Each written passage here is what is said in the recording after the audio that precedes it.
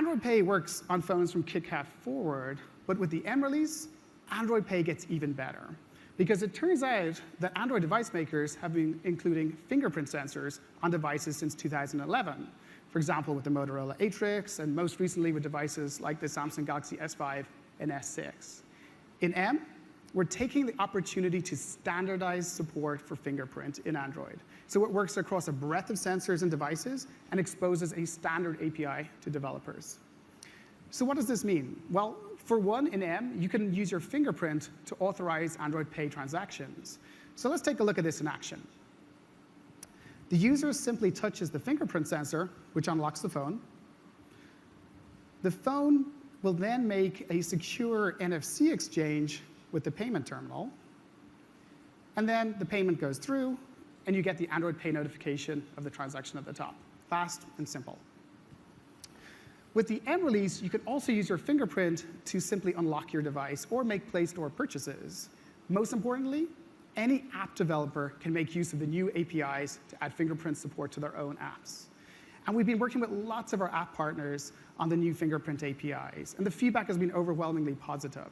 So for example, let's take a look at the new Target app, which is aiming to release later this year. Now, the user has previously associated their username and password credentials with their fingerprint, and that's a simple and popular design pattern we're seeing with app developers. Now, when the user wants to purchase something, they just present their fingerprint like so, and it will process the payment. Super easy.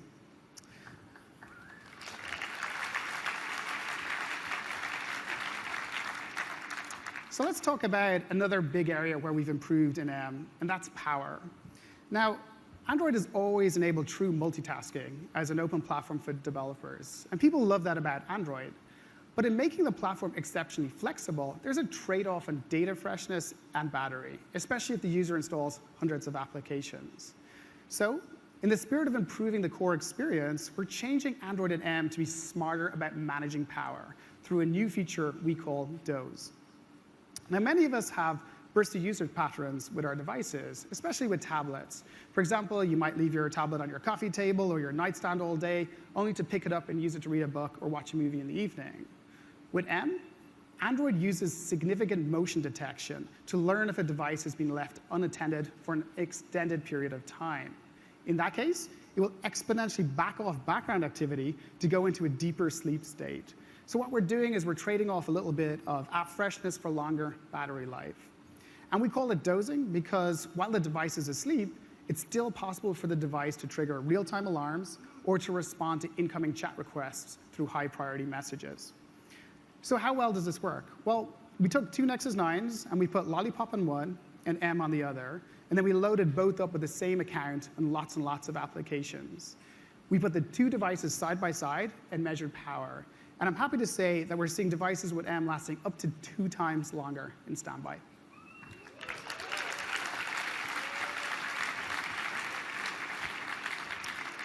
Of course, no matter how much better we make power management in Android, sooner or later, you got to recharge between. And it means we're going to start seeing really fast charging of devices as standard, anything from 3 to 5 times faster.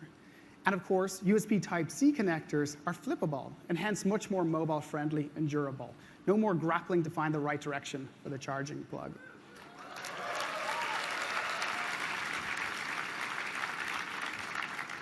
So we've been working with device manufacturers to bring Type-C devices to the market with the M release. And because Type-C is bidirectional, the M release adds the ability to select whether you want your device to be charged by the cable or instead for your device to act as the charger to whatever it's plugged into. So that's Type-C, coming to a phone near you soon.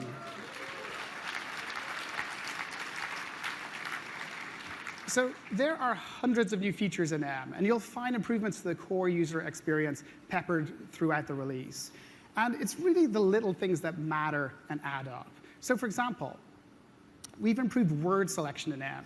We now auto-select or chunk on each word boundary, and you can still drag backwards to go character by character.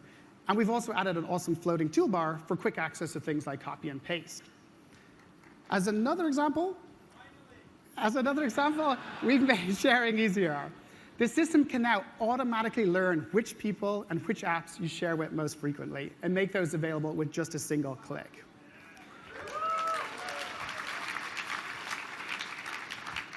And if you weren't a big fan of the volume control changes in Lollipop, hands up who weren't fans of the Lollipop changes. OK. The good news is we've simplified those, much easier. And as an example of the little details we polished and obsessed over, we've added a drop-down to control the volume of individual audio streams, such as alarms and music. OK. So the M release is still in development, but we're excited to be able to share an initial developer preview today for the Nexus 5, 6, 9, and Player. And we'd love your feedback on the new features and APIs to help us get the platform ready for official release in Q3. So that's M. We're working incredibly hard to produce our most polished Android release to date. And the improvements don't just stop at the platform. We've also have some really exciting new app developments enabled by M, for example, with Google Now, which you'll hear about a little bit later. And so with that, let me hand over to David to give you an update on Android Wear.